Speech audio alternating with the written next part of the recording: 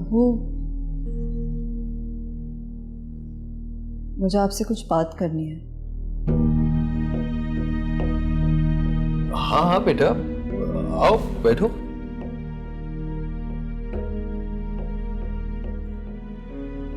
क्या बात करनी थी?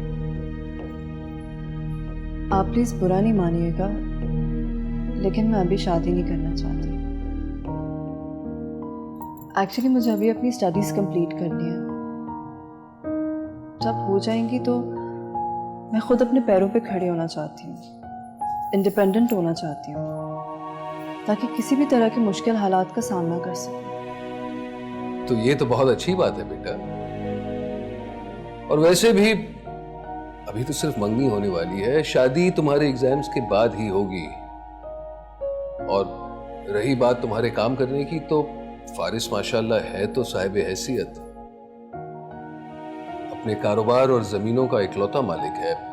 मुझे पूरी उम्मीद है वो तुम्हें बहुत खुश रखेगा। लेकिन फिर भी अगर तुम काम करना चाहती हो तो तुम्हारा हक बनता है। We can discuss it. देखो बेटा, मैंने जो भी फैसला किया है ना, बहुत सोच समझ के तुम्हारी भलाई के लिए किया है। कभी सुना भी है कि एक बाप अपनी बेटी के लिए गलत फैसला कर सकता है? मुझे तुम पर पूरा भरोसा है मुकद्दस। मैं जानता हूं तुम मुझे कभी मायूस नहीं करोगी।